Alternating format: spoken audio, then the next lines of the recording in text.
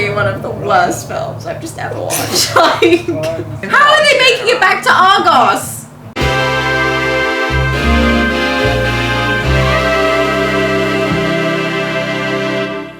They are doing a lot of mix of shields throughout time though. I've got like the half moon shield. It screams to me that they went to a museum, they walked around, and they saw a bunch of What things. is this? What is this? Oh no, that's from the 1981 movie. Oh, That's a little nod. So that's a little internal thing. That's a little nod to the previous. That I allow. Which one of them knows which jugular to slice on a 5-headed hydra? Which jugular to slice? You don't slice a jugular of a hydra. No, you have to like. There's a fly. You have to burn it. I can't with this movie. It's Didn't they see Disney's Hercules? Maybe they just saw Disney's Hercules. They They saw using a Disney's lot of Hercules. references That from would have been a better guide than whatever they worked with. Straight up. I think it's a combination of Also, Disney and walking into Which museums. museum I want to know? And just literally walking around all the rooms. Taking some photos. Be like, boom, boom, boom. Yeah. There's the inspo. Now we're in the desert. Libya. But This whole story takes place in Greece, Maybe right? they're in the Sudan. It's supposed to be in Greece. They're not saying where they're going. I don't know what part of Greece looks like that. And like 10 days. Oh yeah, they already have 10 days! Where are they going in 10 days if it's going to be in another continent? 4 days to the witches. 4 days. I'm tired already. We're 4 days in. We're 4 days. They've done nothing. already busted. Actually, you guys, they have walked through the desert and now through apparently the jungle. Now they're in the jungle. Where are these leafy ferns? And then they gotta go back though, so that's already 8 days. So they only have 2 days to, and they keep going. So they better only be walking for another day.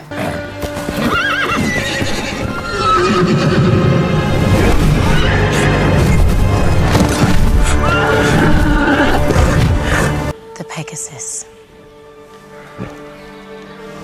No man has ever ridden one.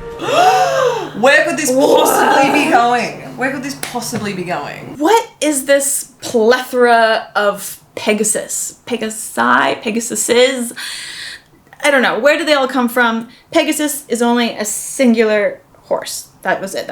There weren't multiple of Pegasus. And Pegasus is related to the story insofar as he sprang from the neck of Medusa along with Chrysaor, who was not a horse. He was actually a human. So that must have been a really weird pregnancy. But that was this whole thing when Poseidon had taken advantage of Medusa. She was pregnant with these two for, I guess, a long time. And then when Perseus finally cuts off her head, they come out. So technically there shouldn't be any Pegasus before the Medusa is actually headless. But Perseus himself never actually rode Pegasus, nor did he need him because he had Hermes's actual flying sandals. So there's no need for a giant flying horse if you have amazing flying sandals. It's just one extra thing to carry. It makes absolutely no sense. In one story, Pegasus actually is the carrier of Zeus's lightning bolts, and after he's born, he ends up being the creator of the fountain on Mount Helion. Pegasus was actually captured, tamed, and ridden by Bellerophon with the help of Athena, who gave him a golden bridle that helped tame it. Bellerophon rode Pegasus to battle the Chimera and a bunch of other really heroic things, but of course all those heroic deeds gets to one's head. You get something called hubris, as the Greeks called it, and he thought, oh, I'm so cool and important. It's not my horse doing all this cool stuff and letting me do all this stuff. It's me. I should be up there with the Olympian gods. So what does he try to do? He tries to take Pegasus up Mount Olympus to go to Olympia, and Zeus sends down a little bumblebee, right down to sting Pegasus, and what happens is Pegasus bucks and Bellerophon falls off the horse all the way down and dies. He's died. He dead. That's it. In some stories, Pegasus also dies, but in others, he actually makes it to Olympia and becomes this lightning bolt carrier for Zeus, and eventually becomes a constellation, which is like a really cute story because the horse did nothing wrong, so clearly they should be the one that's remembered. The replacement of Bellerophon for Perseus in this film isn't really more of a mistake. It's actually a longer transition that happened from the ancient world and going further over into the Middle Ages, and became like this standing image of art in the Middle Ages of Perseus on Pegasus. This was then adopted by Renaissance artists and poets, and that's why we have this still sort of association between Pegasus and Perseus. So it's like technically not the movie's fault, but it's definitely a very conscious choice. And it's probably because, you know, they wanted to put in a flying horse, because who doesn't love a flying horse? And everyone knows a Pegasus. So if you have it in that film, it's something extra that people who don't know a lot of Greek mythology can really identify with and click into and go, oh yeah, cool, flying horse, Pegasus, we like them. And then they'll like the movie more. Where are they? Not Greece. No, like, it's very Anatolian. It's giving me Persepolis What's vibes. that? It's very Persepolis. How are they making it back to Argos?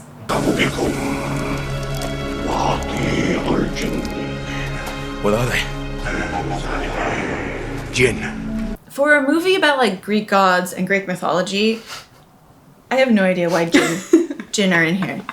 What is the point? Where are they? I don't understand. It was so weird, and it's also from like an episode of The Witcher, and I got so confused. I was like, what kind of cross-pollination is happening here? So what jinn are? They are invisible creatures from pre-Islamic Arabia, and in Islam, they're also in Islamic cultural beliefs. They are believed to inhabit the earth, like they are, sort of. But they normally appear as in human or animal form. Jinn are not necessarily like good or bad, and they don't actually meddle with human affairs. They prefer to live together in their jinn tribe-like communities. That being said, if you do wrong or injure a jinn, they will definitely seek revenge on you. Like, they're gonna come and possess your body, and they're not getting out of there until you exorcise them. So, like, don't wrong a jinn. Just treat them like you would any other person. But they're nice. invisible. Well, no, but they can take human form or animal Okay. form, right? So, like, just be nice to everyone around you, because you don't know if they're a jinn. That's a nice message. That's Right. a really good. They kind might of possess your warning. body. That's okay. Now we're getting a bit Instead of dark. just It being a started off nice- as being a really nice It's message. nice, but then also, It's like yeah, a vague threat. you never know Basically. who's a jinn who can possess your body. Are you trying to tell us something?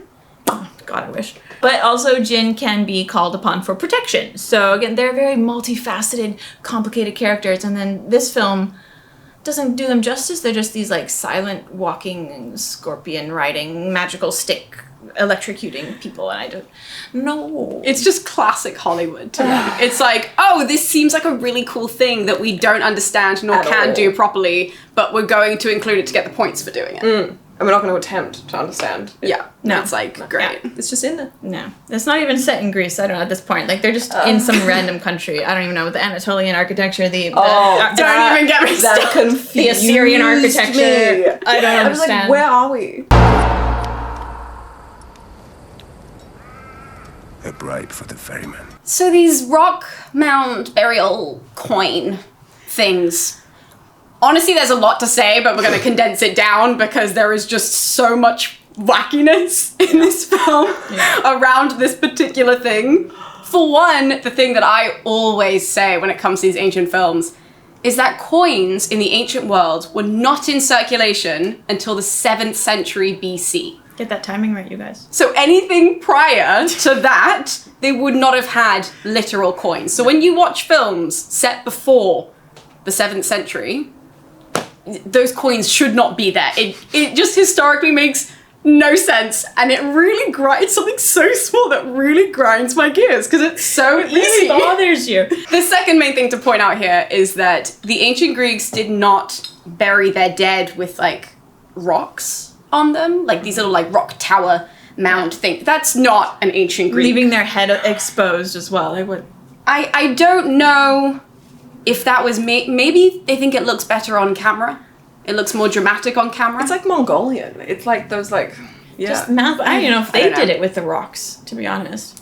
Rocks are weird like that. Why are you just gonna put rocks on top of somebody? It doesn't- And then walk away. And like that's not to say that the Greeks didn't bury their dead, because they absolutely did, right? So during the Mycenaean period, we see more like these bigger tomb graves type things. So you would bury members of the same family within the same tomb or grave, you know. So that is something that we see, and then later on, they are in individual graves themselves, but they're not covered with rocks, right? They are buried in literal tombs in the ground, or we could get technical with Mycenaeum, like beehive-style tombs and all that sort of stuff, but they are still tombs. And then in some parts of Greece, just so that we don't have too many nerds going in the comments being like, hello, this is getting technical, Yes, not everywhere did bury their dead. Some did cremate their dead. So Athens is noted for cremating their dead. But all of this is to say, the rocks are not a thing. Ignore those. And the coins, it's too early for those. Way too early.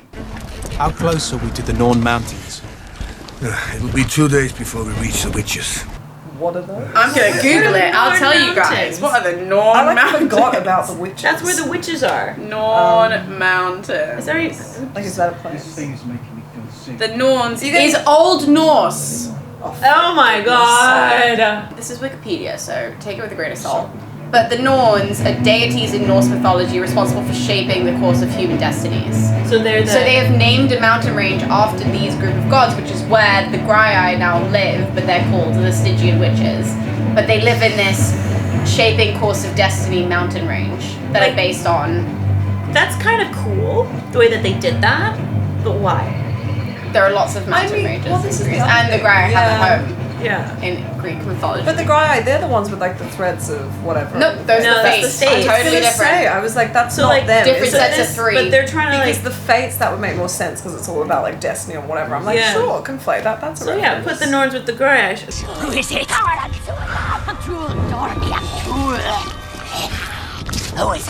The Stygian witches in the film are supposed to represent the Graeae, which translates to old women, which is kind of what they were.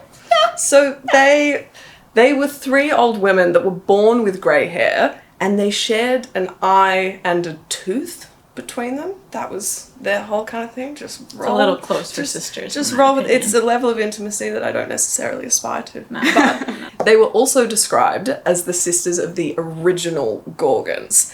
To be clear, they were never described as like looking as haggard as they looked. And then for me, when I was watching the movie, like all of the creatures just started blurring together and just looking like orcs. Like all of them. Like it was just, I kept looking and I'm like, it's all just giving orc. So that's just my take. But yes, they're related to the Gorgons. That's the important thing. This And is they're- also post Lord of the Rings, so that makes sense. Like everyone's Right. like, we need to Like all do these calling cool back. like the things. orcs work, here they are. People like those. So what if we try and mishmash those in? They've done everything else. This part of the movie is actually pretty accurate, but they were never known to be violent. Just to like clear their name a little bit historically. That's not their thing. They're just there sharing an eye and a tooth. Just living Minding their their business broadly speaking. Yeah. Broadly As speaking. much as anyone is in ancient mythology. Perseus did seek out the Graeae, and in some versions they tell him like where all the bits and bobs are that he needs, and in other versions they actually tell him where to find her. They weren't initially super forthcoming with the intel, so Perseus did a fun little thing of holding the eye hostage until they gave up all of the secrets. I love that detail of Makes this sense. myth, though. yeah. You're Like, holding an eye and being like, no, where are the shoes? Like, tell me. like, look, there's no violence involved. I just no like that it was violence. just, it was smart. It was like, I have something you Also, want. like, So, the like tactile experience of holding an eye, like, are we just skipping it? Like, It's not fun. Did you ever do that thing in like? I'm sorry, where is this going? Hold on. So like in middle school, I've never held an eye, Raven, and I no. cannot stress that You enough. held an eye? a sheep's eye. What? Yes. Oh, actually, no, that's bringing back, that's dredging up some sort of childhood memory, I feel. No. But I've obviously repressed with good It was reason. grade 8 science, and we what is it when you like take it apart? Dissected a sheep's eye, This is and what it they had did in Brampton? it it had the eyelashes still on, but not the No. whole eye. Oh my God. Not the eyelid. I don't know where the eyelid was, but the eyelashes were still on it. I'm not happy with what you're saying. And I learned all the different parts of the eye. Absolutely not. Nope. I had a great time. Nope. At Nope. least you did. The sheep didn't. No. And neither did the Graeae. We cannot see the answer without the eye! This is why I keep thinking that this frame of reference was Disney's Hercules, because they do 100%. exactly that in Disney's The Hercules. fates have this one eye, right? Yeah, Like, the fates in Disney Hercules are But they have the threads. Graeae and fates mixed into one. And I think it has confused people for generations after. You can't tell me this isn't iconic. It's getting towed by dead people. Yeah. The idea you think this isn't they could have gone with a little rowboat, they could have gone with a gondola, and they were like, It's a nah. cruise ship. It is horrendous. This too. And he's part of the boat? No. Is it accurate? No. Is it amazing visually? Yes. Unpopular opinion to start off with for the historians. I really loved Charon's boat.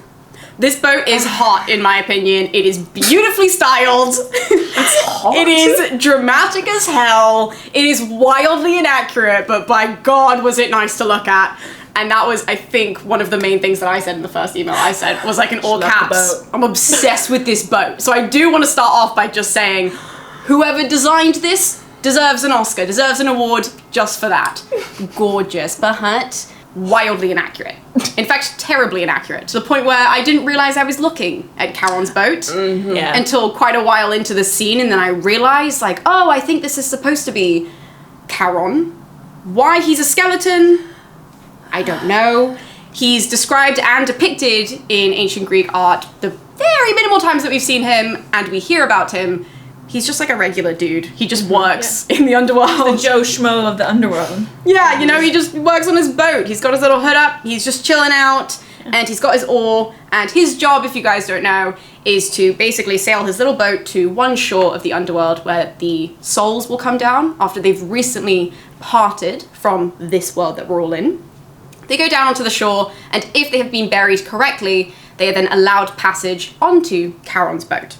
So then all he does is he then sails his boat down the river Acheron, onto the river Styx, and to the mainland of the underworld. If you're unfamiliar with this is going to sound really weird, but I swear it makes sense. There's like a mainland of the underworld where then you get tried in order to figure out then where you end up residing in the underworld, which again is going to sound really weird if you don't know this mythological Keep rolling world. with it. Just nod. It's okay, guys. So, anyways, that's what he does, right? He literally just drives the boat to that plot of land, not to Medusa's palace Temple thing. thing. Layer. Why she even has one of those in the underworld, again, I don't know. There's lots of unknowns regarding Why is this her tail boat's so passage. long? She's huge. Well, I don't get with why the temple that she had that happen to her in is not in the underworld. It's because she on was land. she was a person. It's on land, so she was clearly still on land because she was killing regular people and like turning regular people into stone. Fun fact, we don't have actually any note of her killing anybody in the ancient sources. But if they turn to stone, they're dead though. That's true. But So they're dead. none of that is written down. It's just rumor that she does this. I'm trying to imagine. Fun David. fact, guys. I thought she was just like going around like No! to like anyone. No, like, no, no. Yeah, She's no. like, in the that's source the whole material, thing. it's She's the like- rumor that she does Yeah, that. yeah, yeah. But she doesn't actually. But we don't see Until it. Perseus gets his hands on her head, and then of course she's. That's the one.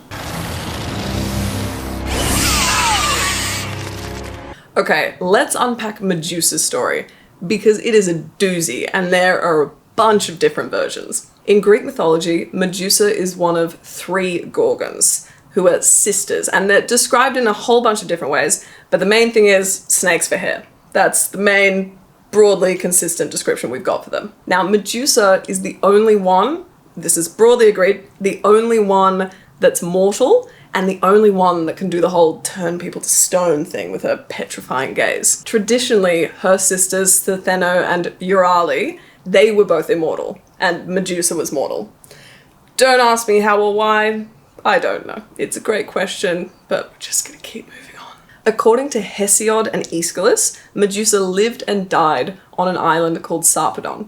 And according to other sources, maybe she was in Libya, but the main thing to make very clear is that there is no mention of some sort of underworld lair situation. No mention of that anywhere. Also, another clarification, a kind of heartbreaking one, in the actual myth, Perseus doesn't fight her. He rocks up when she's sleeping and beheads her. Her gorgeous immortal sisters are grief-stricken and enraged and try to go after Perseus, but because he's the kid with all the gear, he whacks on the invisibility helm cap situation and nips off. Also, in the film, love the dramatic throwing of Medusa's head into the sea. Not how it goes down. Perseus has found himself an incredibly compelling weapon and uses it a bunch of times. He uses it on the guy who's been hitting on his mum, Polydectes, and he uses it on King Atlas. Finally, he gives it to Athena when he's returning all of his gear, and then she puts it on her shield. The most popular story nowadays comes from the Roman poet Ovid. So he describes Medusa as this beautiful young mortal woman who gets assaulted by the god Poseidon in Athena's temple. Athena is very unimpressed by this, and so punishes Medusa by turning her into a gorgon, and that's where we get the whole snakes for hair, petrifying gaze thing. There aren't any earlier mentions of this version of the story, but what we do have are some artistic depictions that show Medusa to be a beautiful young maiden. This may be one of the worst films I've just ever watched.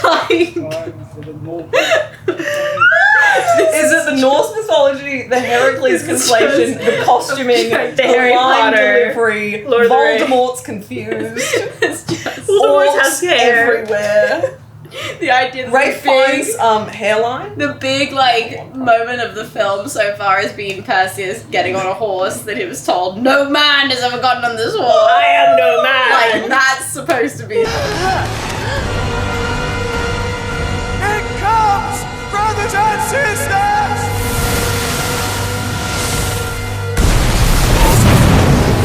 What is this weird leather situation holding up Andromeda? I have no idea where this has come from. Because in the original mythology, Andromeda is chained to a rock. Okay, so the rock is not flat, don't worry guys, it is sort of like on an angle. So she can see the sea, she can see the sea monster approaching. It's really scary, but she's chained to it with chains. Not this weird pulley system that we have going on in this. I guess, you know, it looks really dramatic, but it's absolutely not what happens in the Greek myth. And also, Perseus was not actually sent to go and save Andromeda, nor to even just save a city from being ravaged by a monster, a KRAKEN, if you will, apparently. Yeah, no, so that's not his mythology either, right? So this is off the back end of his Medusa myth, and actually, because he has these winged sandals that Hermes gave him, he's flying back over the sea, trying to go home, just minding his own business. He happens to look down at one time, and he sees this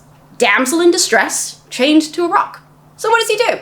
As you would, I guess, in these sorts of stories, he goes down and he decides to save Andromeda by just flying down there, defeating the sea monster. Whoop, everybody's happy. Unfortunately, after this seemingly traditional, nice story, seemingly traditional being the key phrase there, because after he does this and he frees this damsel from being sacrificed to this terrifying monster that the sea god Poseidon sent to not only kill her, but also then the rest of the city, Perseus then claims her in marriage.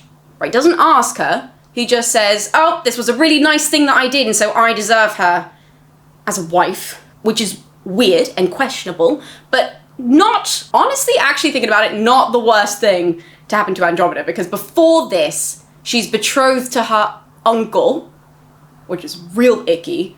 So I guess actually he is the lesser, Perseus is the lesser of the two evils. Regardless, Perseus wins Andromeda's hand and he takes her back to Greece, where then the pair of them rule over Tiryns, and supposedly they live happily ever after. Well, I mean, as happily as they possibly can in Greek mythology.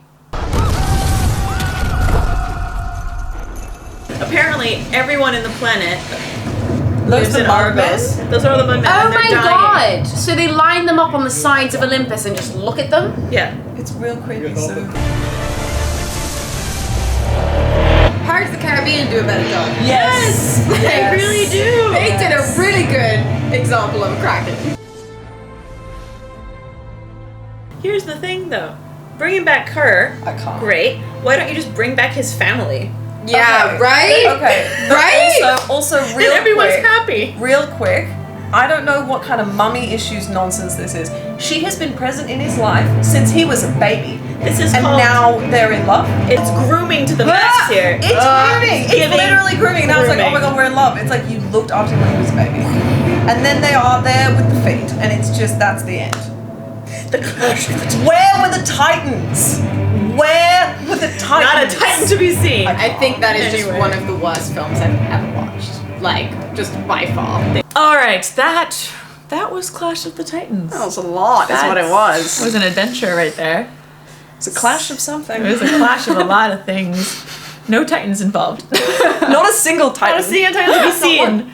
Not one. But a Kraken. But a Kraken. No, I don't want to even mention it ever again.